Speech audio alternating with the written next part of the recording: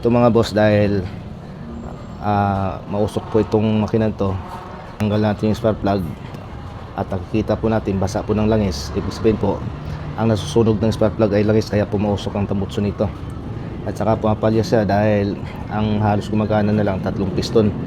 So ang gagawin po natin, magpapalit tayo ng valve seal, pero hindi na natin tatanggalin itong cylinder head. Dito na lang po natin tatanggalin sa ibabaw. Ang bali tatanggalin ng pito rocker arm para maalis po natin itong valve seal. Kasi ang valve seal po nito nandito po sa ilalim ng spring, dito sa may barbula. Uunahin muna po natin itong piston number 2 dahil dito po ang nagkaroon ng problema, dahil yun nga po, yung spark plug nya nagbabasa ng langis. Uunahin natin to kung bakit siya nagbabasa ng langis. Kasi ito mga boss, bagong top overhaul lang daw to, sabi ng may-ari, kasi nga naputulan ito ng timing belt at nagpalit daw sila ng engine valve. Siguro mga 1 linggo pa lang simula nung ginawa, ganun na, mausok na po siya. Titingnan po natin to ngayon pag mabuksan po natin tong number 2 na sa number 2 na piston dito sa engine valve. Alamin natin kung bakit siya nagtatagas ng langis, dahil bago daw yung valve seal. Bago daw po yung pinaka valve seal nito. Tatanggalin po natin to, unahin po natin to. Pero pag tinanggal po natin to, kailangan po ang piston nito, sa pinaka piston sa makina, kailangan po nakataas, para pag tinanggal po natin tong spring dito sa engine valve, hindi po siya malalaglag. Kasi pag ang piston po na nakababa, maaari po pag tinanggal po natin to, yung spring nito sa engine valve, maaari po yung pinaka engine valve nya malalaglag pag ang piston nakababa. Kaya kailangan po ang piston nakataas siya para tutukod po yung engine valve pag tinanggal po natin.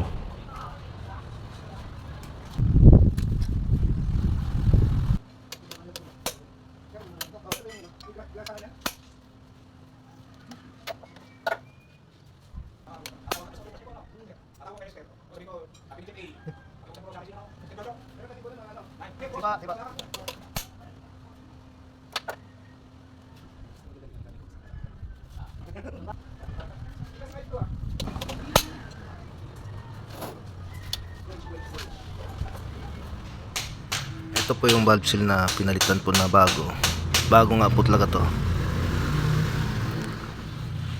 Ito po siya. Kaso sa exhaust, ang problema po yung pinaka valve seal nya umiikot na. So ito po,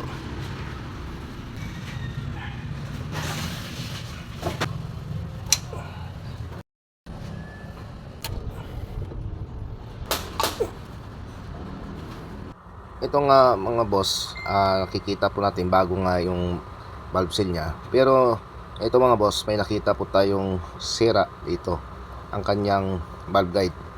May crack po siya, may, malaking crack.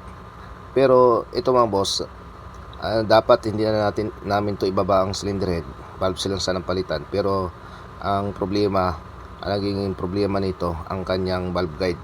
Dahil itong valve guide, yung clearance po ng engine valve masyadong malaki na. Kailangan po na ibaba itong cylinder head, dahil dadalhin to sa machine shop ang cylinder head para magpalit po ng valve guide.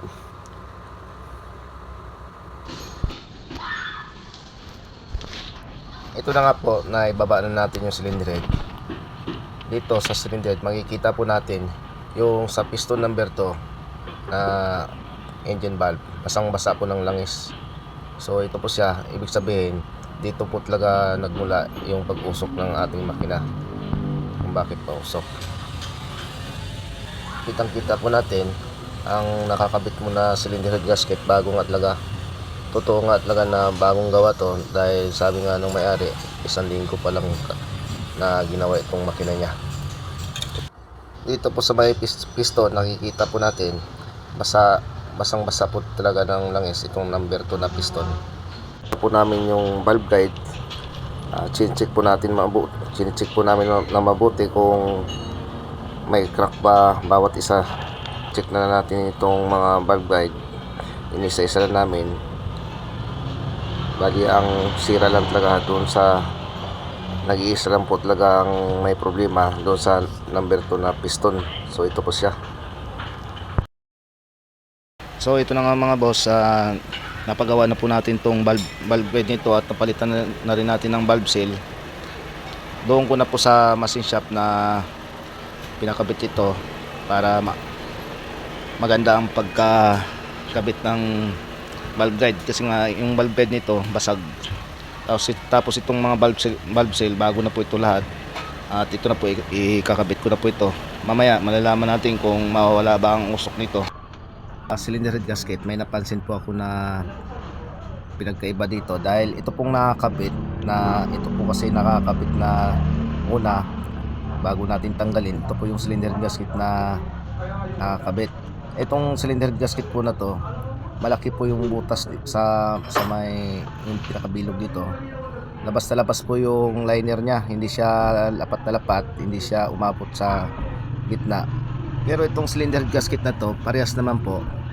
Ang pinagkaiba lang, yung butas lang po sa butas po ng piston, yung laki po ng bilog ng cylinder head gasket. Yan lang po ang pinagkaiba.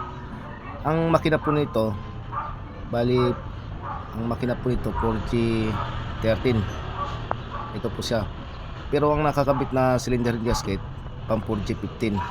Ito po yung 4G13 na cylinder head gasket. Makikita po natin yung bilog po ng sa gitna ng yatama ng piston, maliit po. Ito sukat na sukat po siya sa bilog po ng liner.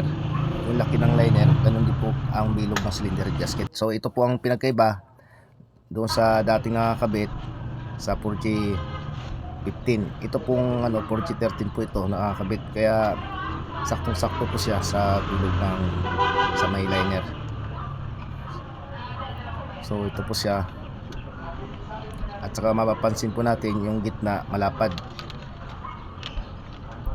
yung pagitan po ng bilog malapad po siya kisa dito sa 4G15 na cylinder head gasket. So ito po ang pinakaiba niya, ito po malapad, tapos ito magitid lang.